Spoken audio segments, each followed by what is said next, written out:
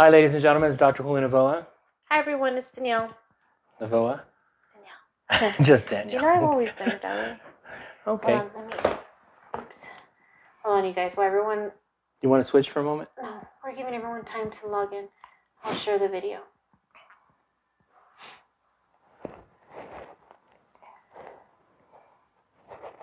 There's anybody on it? Yeah, there's two people. Oh.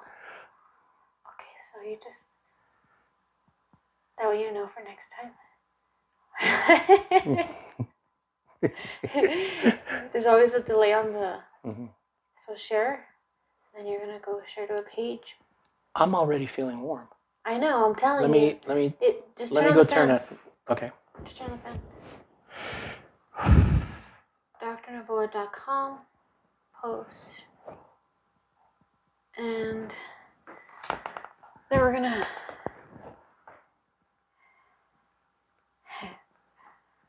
What's going on here? Share. I'm just sharing the video, guys. Share in a group. You know how to work the fan. Be sure. Post. Okay. Then I just follow you through Should here. I just put it on the two? questions come out here, so you can just read them through there. Okay. We do a round robin. A what?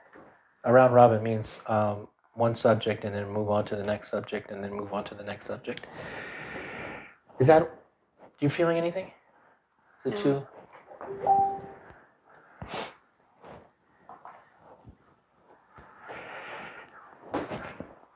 Hi, everybody. We're just doing a technical setup.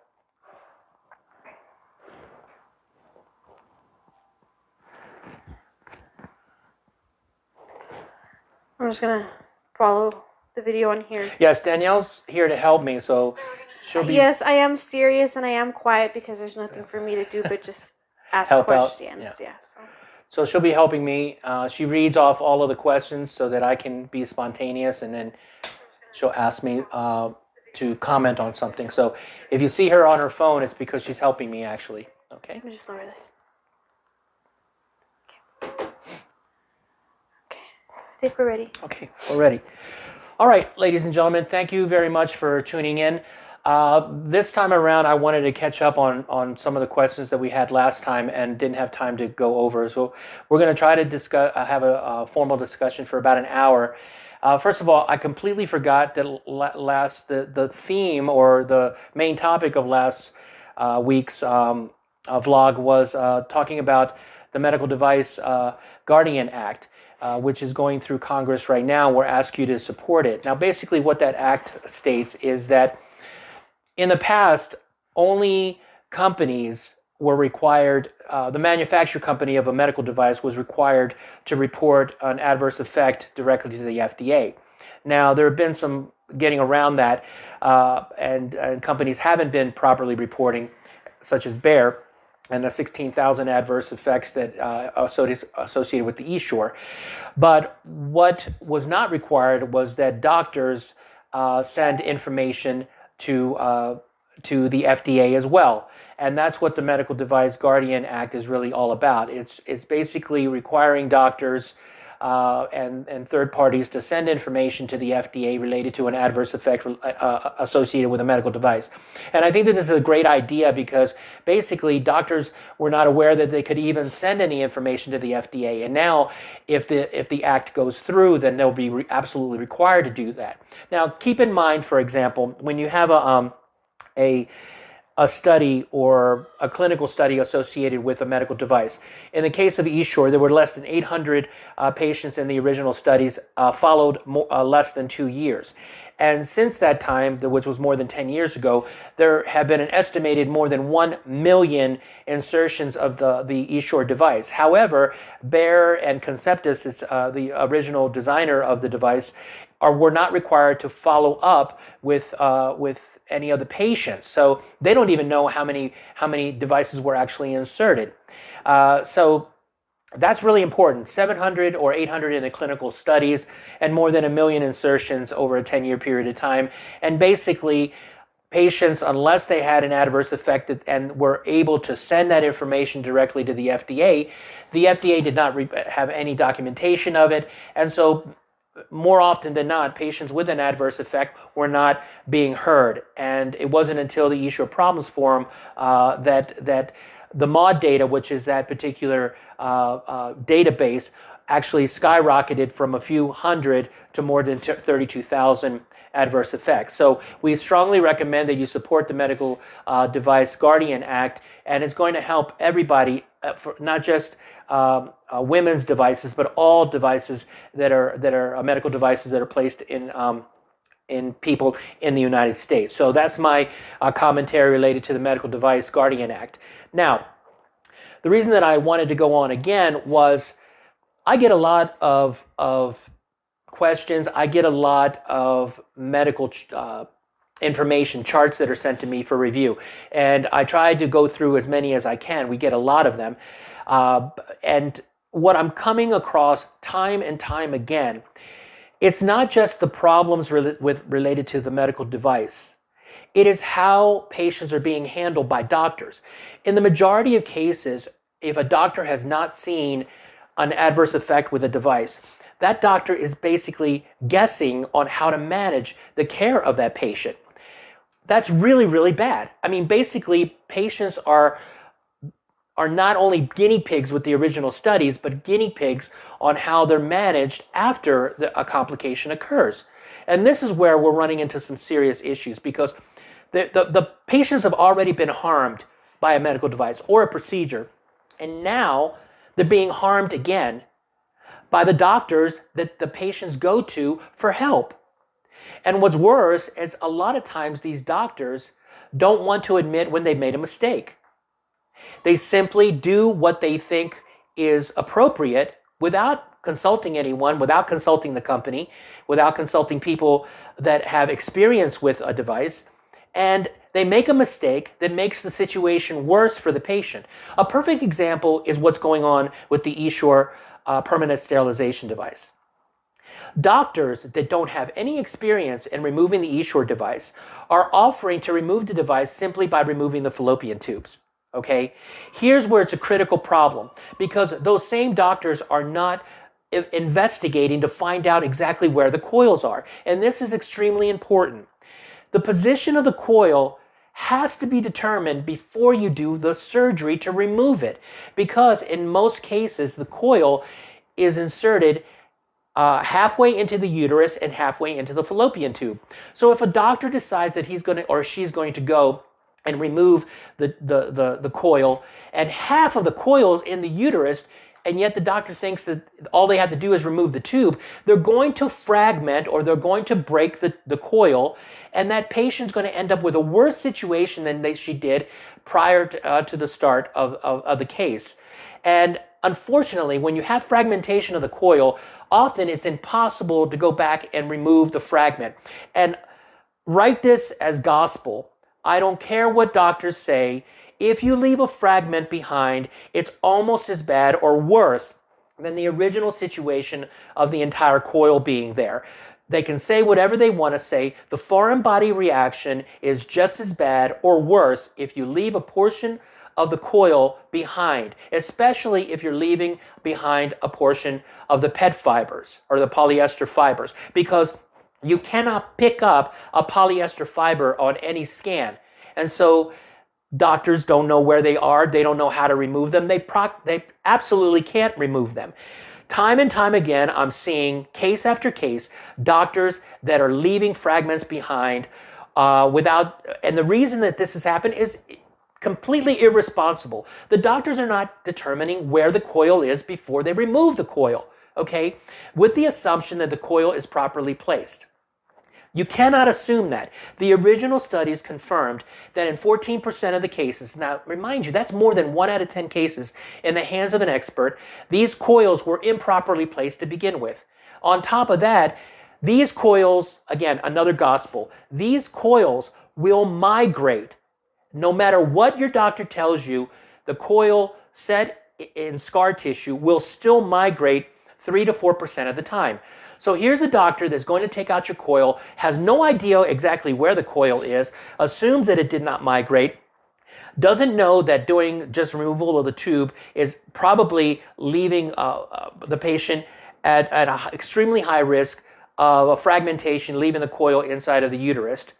And there you go. The patient has to come back for an additional surgery, has to come back for another surgery that should have been taken care of the first time. And absolutely, the doctor should be doing it. Only expert doctors should be removing the coils if they're only going to remove the fallopian tube. Now, any competent GYN doctor can do a tube removal and a hysterectomy at the same time. Now, this is another issue that we're running into. Do not allow your doctor to do a simple vaginal hysterectomy if you're talking about removing the Essure device.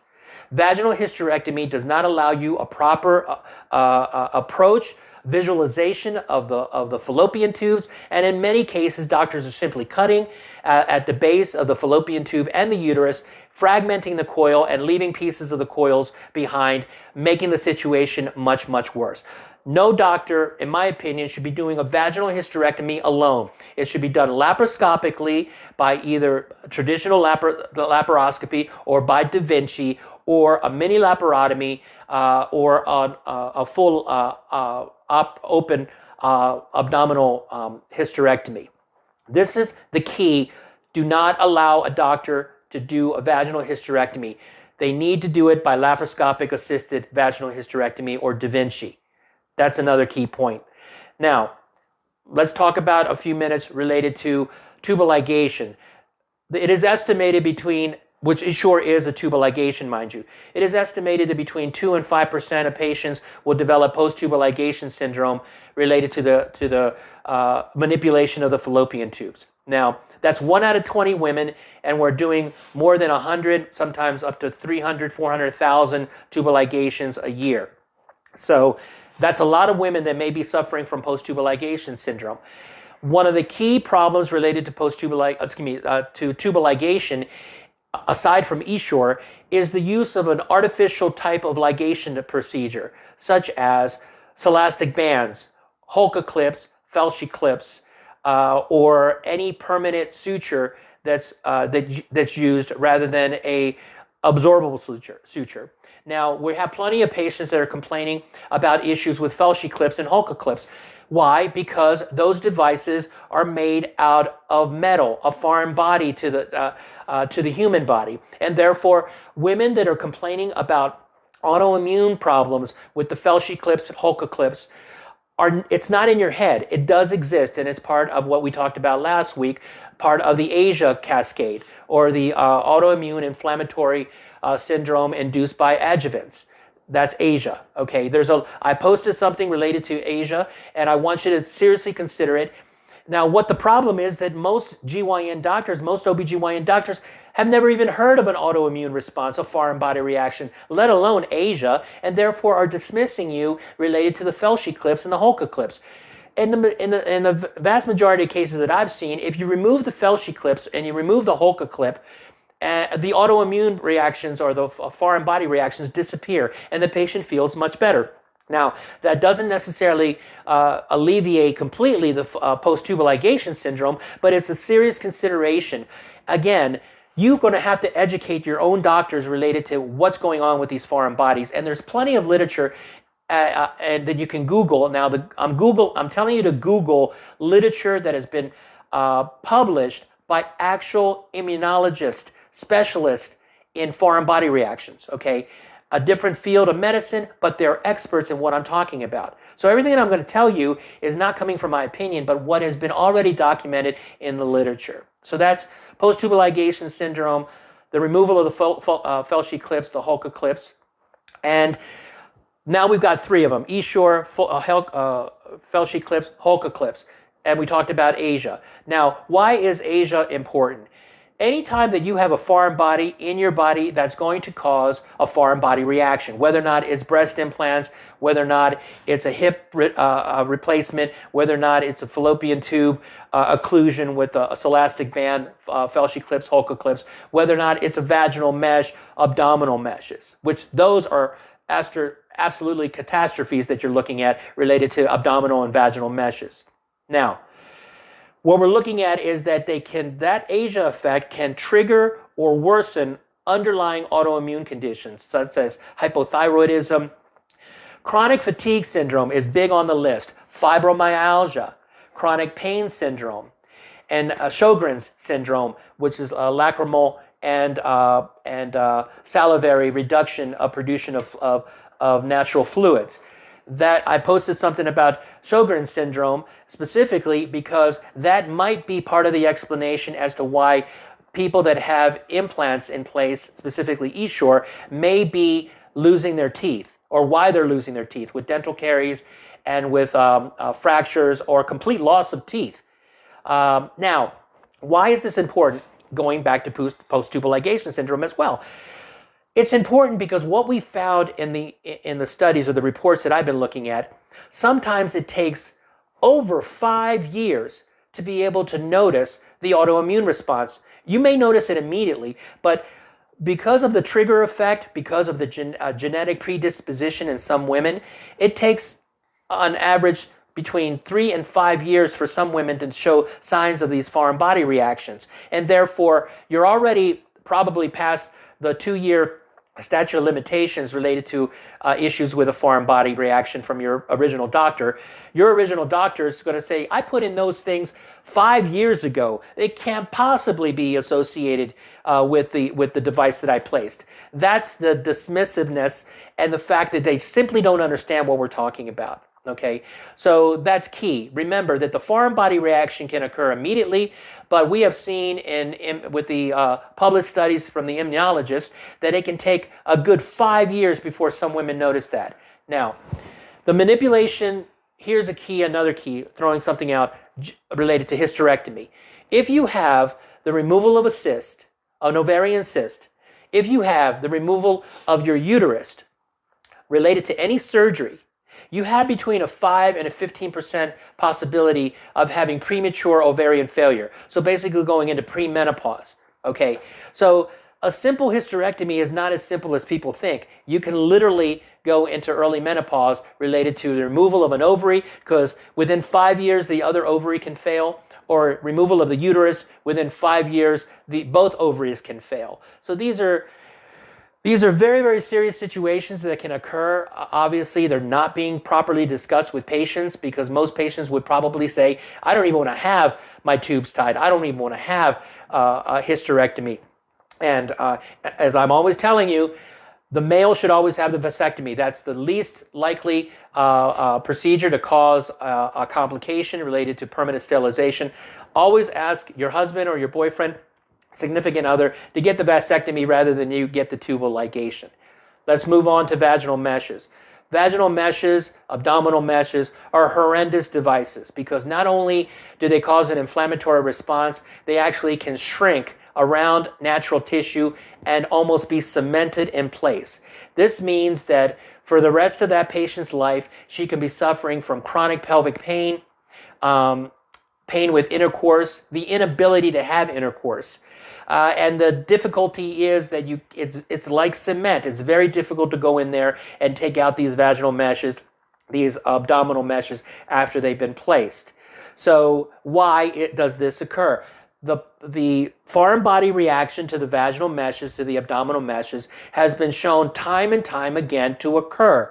And they are chronic. That means you may be fine today. A month from now, you may start showing symptoms. A year from now, you can't even get up without having pain or can no longer have intercourse. And there is nothing that your doctor can say to help you because it's very difficult or almost impossible to remove these polyester meshes once placed. So that's why we're recommending patients to try to work with biodegradable meshes in those particular situations. So that's that. Moving on. Obstetrics for a few minutes. Please, please, please always get a second opinion if your doctor is telling you that you need a cesarean section. It has already been well documented that over 50% of all cesarean sections are probably not necessary. 50%. So that's 500,000 unnecessary cesarean sections are occurring per year. Okay. With that said, The majority, 99% of doctors are telling patients that they should not even try for a vaginal delivery after cesarean section because it's quote unquote dangerous. They're absolutely telling you an untruth, lying to you basically. Okay, it is financially better for a doctor to do a repeat cesarean section than to assist you for a VBAC. The literature, not only for more than 10 years worth of literature, but information from all of the societies support or encourage patients to try for a VBAC after a previous cesarean section ×1 and should discuss it with the patient ×2. So doctors are 50% of the time or greater doing cesarean sections that are absolutely unnecessary, and that's putting you at risk. The United States has the highest morbidity and mortality rate related to cesarean sections than any other country in the free world. We lead the world as far as the morbidity and mortality related to deliveries, to pregnancy. Keep that in mind, all right? So that's key. So that's obstetrics. We talked about VBAC. We talked about E-Shore. We talked about tubal ligation. We talked about meshes. So what questions do we have? Is tubal ligation reversible? And if it is it harder to get pregnant after? Yes. Tubal ligations can be reversible depending on how much of the tube has been destroyed. You have to take out see, a tubal ligation or tying of the tubes, it's not really tying of the tubes. What you're doing is you're strangulating the tube. It's causing the tube to scar down, and now you have a physical barrier. You have to go back in there and take out that physical barrier and reconnect the tube from one end to the other with an open space. The probability of a successful reversal is anywhere between 30 and 40% with the majority of doctors that do reversals. So it costs on average $6,000 to do a tubal reversal with a success rate of between 30 and 40% in expert hands. Dr. Charles Monteith in North Carolina, Chapel Hill, is an expert in E-Shore reversals. I would suggest you talk to him, even if you don't have E-Shore, I suggest you talk to him about getting a tubal reversal. He's excellent at doing tubal reversals. If the coil migrated to the bowel, is it possible that pet fibers were left behind after coils were removed? Yes, you have to physically look at what the pathologist got back, because if a coil migrated, there's a high probability that the pet fiber migrated with it. There are two distinct structures. The pet fiber is inside of the coil. So if you have a coil that's in the pelvis or in the abdomen, the pet fiber was probably right behind it. So this is why it's so important to not only get an X-ray from the front to the back, but to the side. More likely, more sensitive is going to be a CT scan or an MRI. This is going to be key. Unfortunately, you cannot see pet fibers on any scan. If you're diagnosed with PCOS and get a tubal, are you at higher risk for more cysts, and what will the outcome be in hysterectomy? The PCOS, or polycystic ovarian syndrome, by its very nature, you're at higher risk of having cysts form for the rest of your life. So the studies do not necessarily suggest that having a tubal ligation increases your risk of forming additional cysts, because but again, we don't have enough information related to what's going on with post-tubal ligation syndrome to begin with. So unfortunately, if you're already suffering from PCOS, you're bound to be, you're always going to be at risk of suffering from the formation of cysts. Did I answer that? Oh, as far as hysterectomy is concerned, as I told you before, if you remove the uterus, you're more likely to have an ovarian failure early in your life. Now, it doesn't happen all the time. We're looking at only about a 5 to 15% chance, but it doesn't necessarily increase your chances of having polycystic ovarian syndrome. You're probably already predisposed to that. Now, what's key to understand is that once you have the uterus removed, one of the most common signs of PCOS is going to be irregular bleeding, but you no longer have that because the uterus is removed. So that's where you have to do additional studies such as serial ultrasounds to follow the patient, and also do lab work such as testing for the thyroid, FSH, LH, and insulin, as or an estradiol as a test for PCOS. Do you recommend Dr. Maurice? I don't think you know who that I don't know is. Dr. Maurice. I'm sorry, I can't. Is true comment. recovery possible after PTLS, after reversal? Yes, doctors that I've read a number of websites related to the doctors that are doing reversals, and they do claim, they do state, and I know Dr. Monteith does believe that the reversal does help with symptoms related to post-tubal ligation syndrome, and so there is the possibility that the reversal can reverse symptoms of post-tubal ligation syndrome. But another thing that's of a consideration, if the simple removal of a foreign body, such as a Felshie clip or Holka clip, may be all that you need, rather than the reanastomosis and removal of the damaged area and reanastomosis of the good or the viable areas. Will getting a reversal help with cyst? That's a similar question to what they said. There's not enough studies to suggest that it will or will make it worse. There's no suggestion that it will make it worse.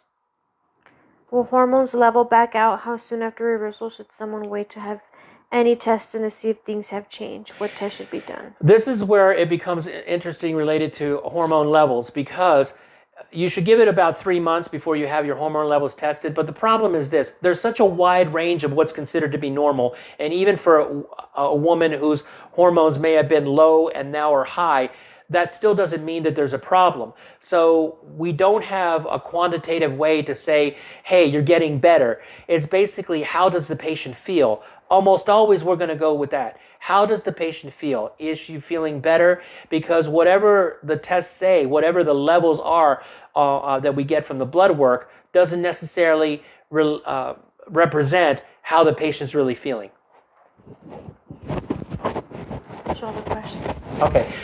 Someone asked me, or a few people have asked me, what additional tests can you do related to trying to determine if you're allergic to an implant?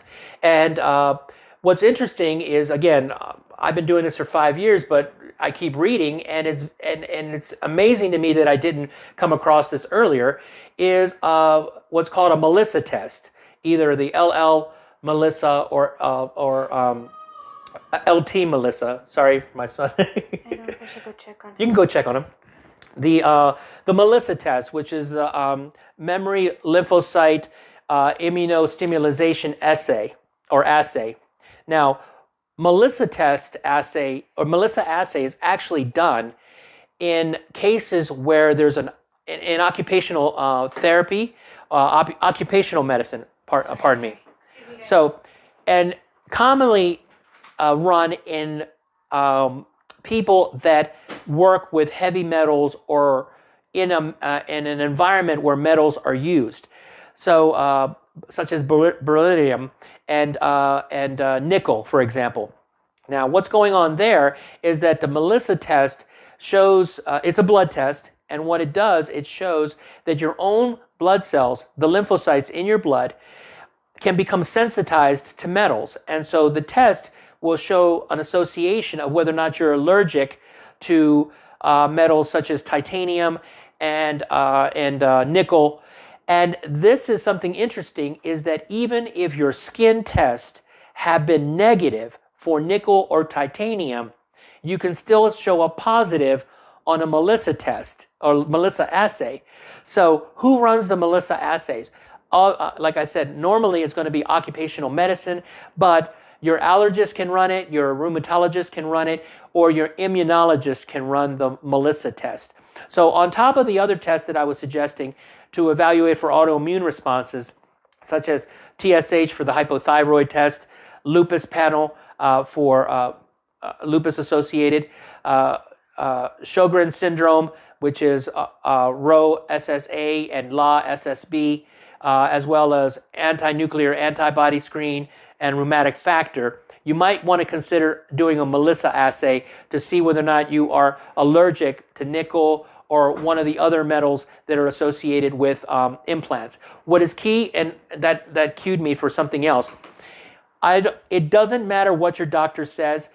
What you have to understand is that any foreign body, including metallic clips that are used in gallbladder surgery or in vascular surgery to close off a vessel, the clips themselves are not always 100% stainless steel. And if you didn't know, stainless steel it includes a small amount of nickel, okay, and chromium, and you might be allergic to one of those.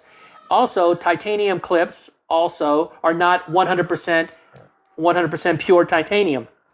And even if they are 100% pure titanium, don't listen to your doctor when he tells you that you can't be allergic to titanium. You absolutely can. And even if the skin test shows that you're not allergic to titanium, the Melissa test might show that you are. So, any questions? Melissa test, or is that an acronym? It's an acronym for memory, lymphocytes, What's the E though? It's memory, M-E. Oh.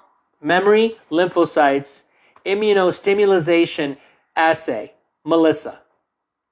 Okay? Now, there are subcategories. Now, it's not super sensitive or super accurate, so you have to do a number of other tests and talk with your doctor about it. There are different types of Melissa tests, and that's why you need to speak to your doctor about what test they're going to want to run. It is a blood test, so it's not an invasive or relatively invasive procedure to do, and it can be run as a simple blood test. No questions right now. No? I was like, who's Melissa? Just kidding. Okay. Well, I guess we finished the questions. Oh, we covered a lot last time. We covered a lot last time. I think that the main thing that I wanted to focus in on is don't let your doctors operate on you unless they're absolutely expert in removing the fallopian tubes in the case of Essure. We're getting case after case after case that the doctors are fragmenting the coils. And then after you fragment a coil, you're not going to get a doctor to go back in there and take them out. And those fragmenting coils can cause just as much problems, just as many symptoms as the original intact coil. And again, don't be dismayed into believing, or don't be persuaded into believing that it's not a big deal. It is a big deal when you fragment a coil.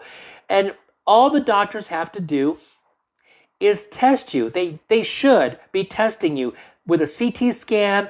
I do an ultrasound and a CT scan to confirm the number of coils and the actual position of the coils before I make a recommendation on how to take out the coils. Because you have a grading system, grade 1 through grade 3 on the Essure coils, and if you have a grade 1 coil, no doctor should be trying to take out the coil as by simple salpingectomy or removing only the tube. And doctors are doing it. They're trying to pull the coil out and they're breaking the coil off. And now the situation is worse for the patient. Not only worse, but now the patient is probably going to have to come back later, pay another $10,000 to have a hysterectomy done. When had the doctor done it right the first time, the patient wouldn't be having that situation. Can you name the autoimmune test again? And what's the ANA test? Oh, ANA is anti-nuclear antibody test. What, Melissa? Are you asking about Melissa? Can you name the autoimmune test again? Is that what, Melissa? Oh, okay. Autoimmune screenings. Again, we're not talking about being specific. Autoimmune screenings. We're looking at hypothyroidism test, screening tests. So you're looking for TSH, or thyroid stimulating hormone. You're going to screen out for lupus, which is going to be the lupus panel itself. You're going to be screening out for Sjogren's syndrome, which one of the more common ones is going to be ROSSA and LASSB. Okay? You're going to be looking for anti-nuclear antibody, which is ANA. You're going to be looking for rheumatoid factor, which is RF. And in some cases, antiphospholipid antibody syndrome has its own panel. If you want to antiphospholipid antibody syndrome panel.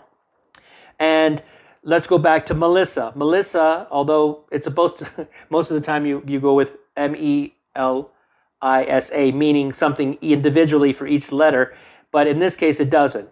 Melissa stands for memory, which is the ME, lymphocytes, which is the L, immunostimulation, which is the IS, and assay, which is the A.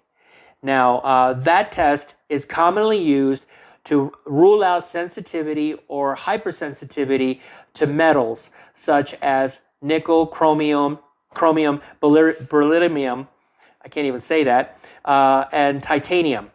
It is also commonly used it's been commonly used to rule out conditions such as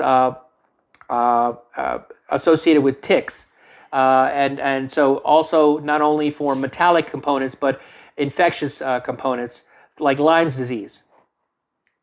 Can any of this cause liver damage? I have Filshie clips and I've been using the over-the-counter bioidentical progesterone.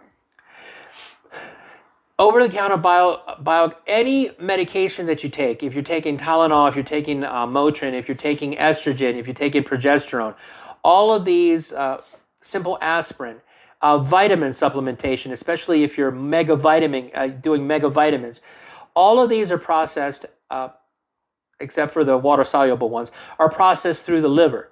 And therefore, if you're taking megavitamins or you're taking supplements or herbal supplements or taking protein drinks or you're taking these even bioidentical hormone therapy, all of them can cause elevations of liver enzymes, which is another reason why you need to have a liver panel done prior to being placed on any medications. I always do. If I put a patient on birth control, I'm always going to do a liver panel before I put that person on birth control, even if she's a young a woman, especially if there's a risk of that. Alcohol is going to be the most common cause of elevation in liver enzymes for recreational use. So keep that in mind. Tylenol, over-the-counter Tylenol, especially extra-strength Tylenol, is going to be one that can cause significant elevation in liver enzymes or even a liver failure if taken too often or too much.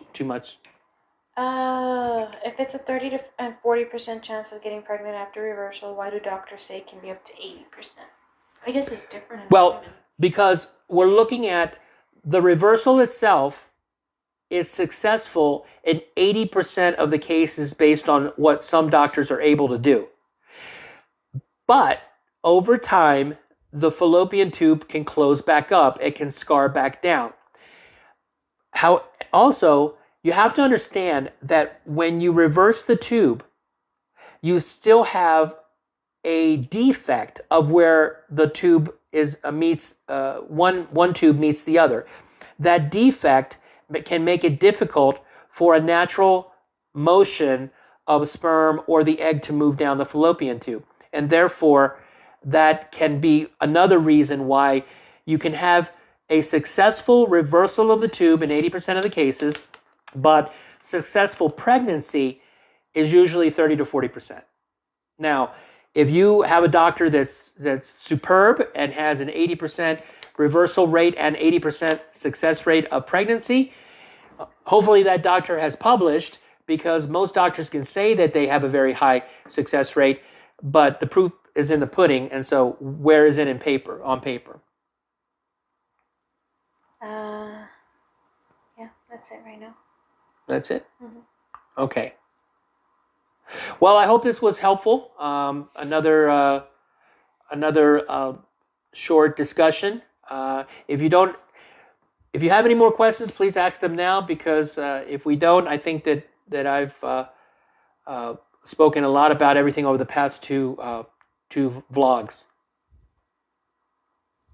Everyone's just saying that's great info, and thanks.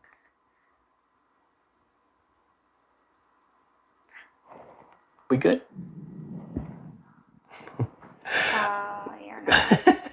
Sorry, that was my stomach if you heard it. I haven't eaten today. Okay. Let me think if there's anything else.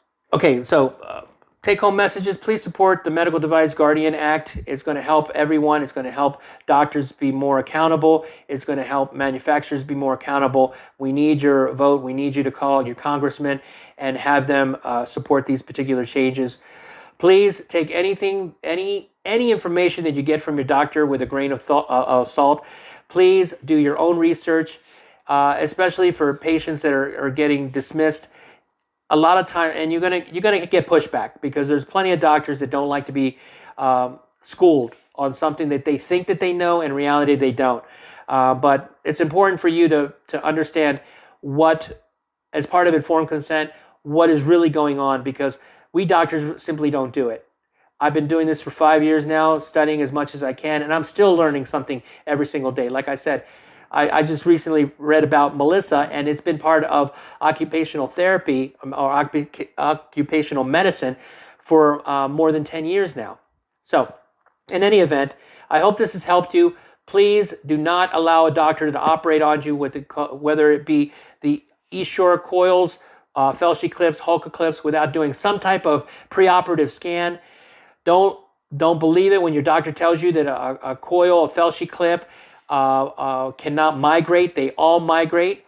As far as the vaginal meshes are concerned, I wish that I could give you more information on that. It's going to get better. It tends not to get better, and there are a few experts in the United States who know how to properly remove these. It is very difficult to remove vaginal mesh. And please keep in mind that that issues related to implants not only affect the local site, but can affect any part of the body. So cognitive changes, Alzheimer-like changes, memory lapses, of course, excessive weight gain. As far as something that's very cosmetic, dental implants themselves, fillings for cavities, all of these things can cause a worsening effect on your mouth. Essure, we think, might be associated with that, and we try to give an explanation. So if you're having really bad problems with your teeth, you need to not only talk with the dentist, who probably won't know what's going on anyway, because they don't deal with any autoimmune issues, but that if you have an implant in place, consider that it might be associated with the implant. I'm not specifically talking about just Essure. I'm talking about Felshi clips. I'm talking about Hulka clips. I'm talking about hip implants. Any of those can potentially cause excessive or strange foreign body reactions to other parts of the body. How much do you charge for Felshi clip removal? We charge the same thing as a reversal, I think. A salpingectomy, somewhere between $300 and $400. But the most expensive part of the procedure, unfortunately, is the hospital stay. That's where you're going to run in. Luckily, in El Paso, a laparoscopic hysterectomy runs around $3,500, and so I would have to say that a Felshi clip removal would run around $3,000 to $4,000. We're trying to come up with some type of a program where people can donate in order to pay for services for other people related to the removal of Felshi clips and Hulka clips or Essure devices. We're not quite there yet, even though we have a medical ministry. Take-home message related to the medical ministry. We do offer free condoms. I do offer the free removal of IUDs for patients that do not have insurance. There are plenty of women. That's a good question. Another trigger. Thank you. When it comes to the management of issues related to the Felshi clips, Hulka clips, elastic bands, or Essure, seriously consider not having an IUD placed in order to manage irregular bleeding. You already have one foreign body, and your doctor is suggesting that you put in another foreign body. Okay? Really think hard about that. Okay? Yes, it would seem logical on our part. It would seem logical. Let me put in an IUD because IUDs have been shown to decrease vaginal bleeding, decrease uterine bleeding. But this patient already has a foreign body, and now I'm going to put another foreign body in her body, and it could make the situation worse. Please also carefully consider whether or not you're going to let your doctor put in an IUD if you have an Essure device in place, If the doctor doesn't know where that coil is, how far in the uterus is sticking into, it can snag the IUD can snag the coil and make things worse. Also, please think very, very carefully before you let your doctor do an ablation on you, okay? Especially with the NovaSure device. It is specifically documented in the NovaSure informed consent and labeling that you should not, you have to consider that if you do a NovaSure and the fallopian tubes are already blocked, that you increase your risk of having a syndrome known as post-ablation tubal ligation syndrome. So here your doctor is recommending an ablation when your tubes are already blocked that makes you at increased risk of having another painful condition known as the post-ablation tubal ligation syndrome. Has your doctor talked to you about this? So I don't recommend ablation in any patient that has Essure under any circumstances. I don't recommend a patient have an IUD placed in a patient with an Essure. I strongly, I think it's very important for a patient to not be considering taking birth control pills or the patch or any hormone-based product if you're trying to manage irregular bleeding with Essure or the Felshi clips or the Holka clips, because it's only a temporary fix, okay? Especially with the Essure. The Essure causes irregular bleeding not because of some natural defect of a hormone defect. It is a mechanical and physical irritation of the uterine wall and fallopian tube, which is causing a breakdown of the lining. That's what's happening. And so when your doctor puts you on birth control pills, they're not really fixing the problem. The problem is, in the majority of cases, they're only delaying the proper treatment. In the majority of cases, the doctor should stop recommending medication and consider simple removal.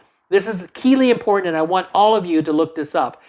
Not only because of the Essure, but any device that has nickel in it or titanium in it. The FDA came out in April with a draft recommendations related to the management of any implant that's made out of nictinol, which is nickel and titanium. And basically it's saying that these things break down over time. They can cause autoimmune reactions. And if possible, unless it's absolutely necessary, you should consider removing the device.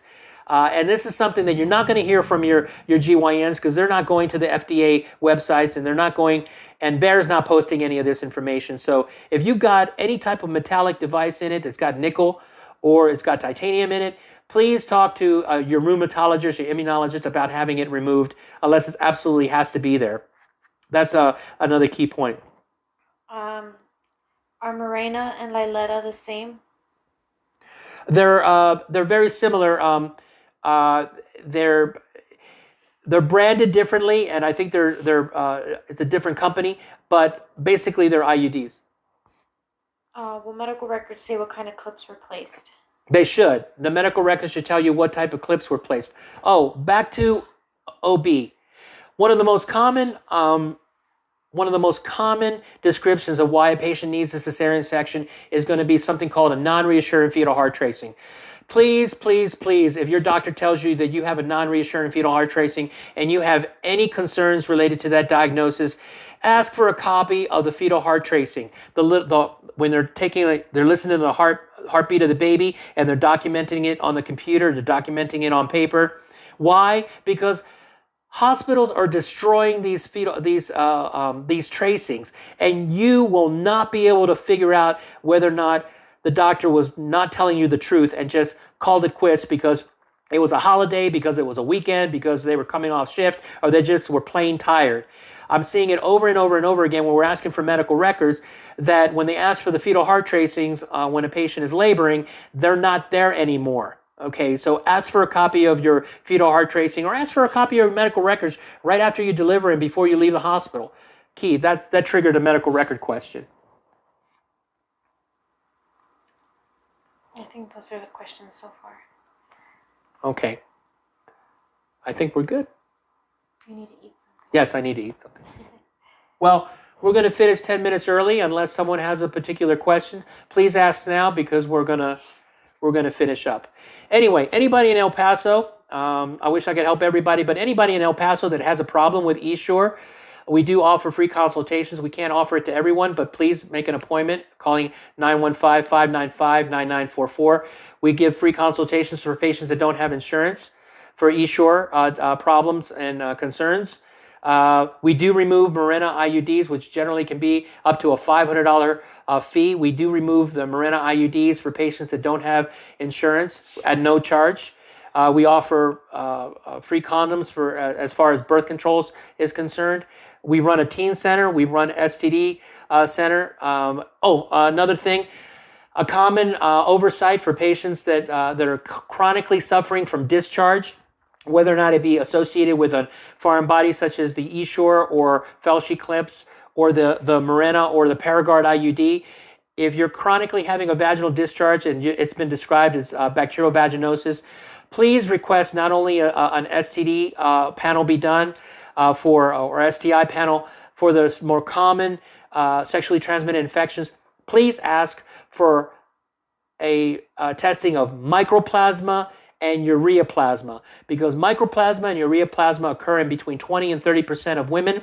It is sexually transmitted and is one of the most common reasons why women are chronically suffering from vaginal discharge after everything else has been ruled out.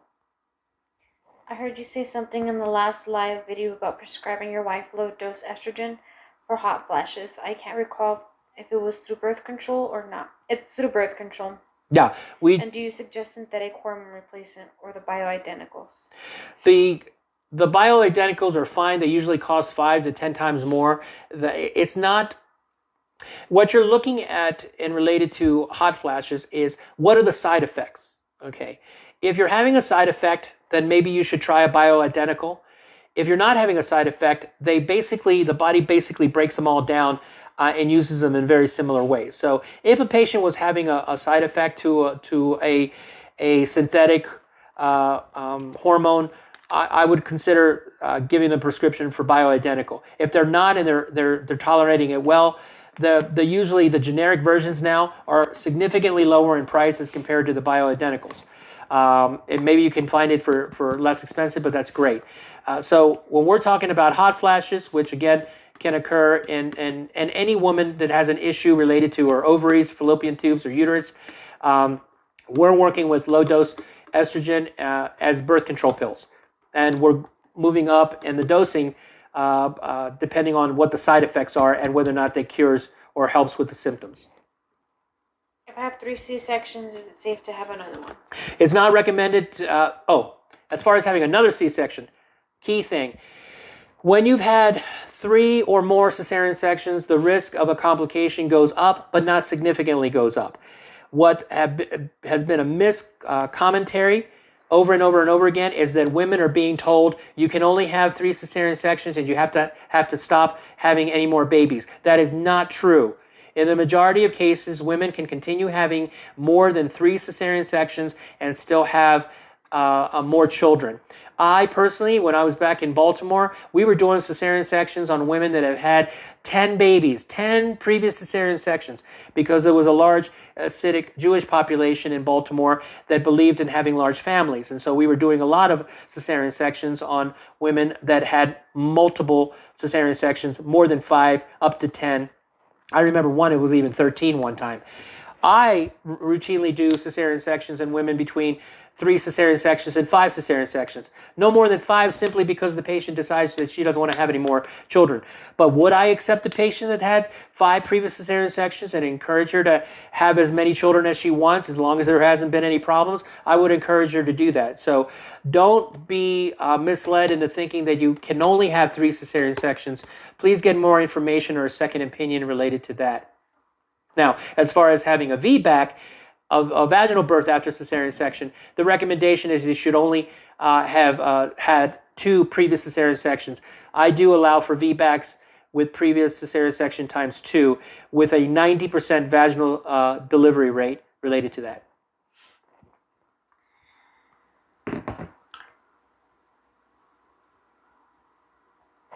You good? I think we're good. Okay. All right then. Thank you so much for watching us. We'll be glad to do another vlog whenever you guys have a list of questions that we can go over.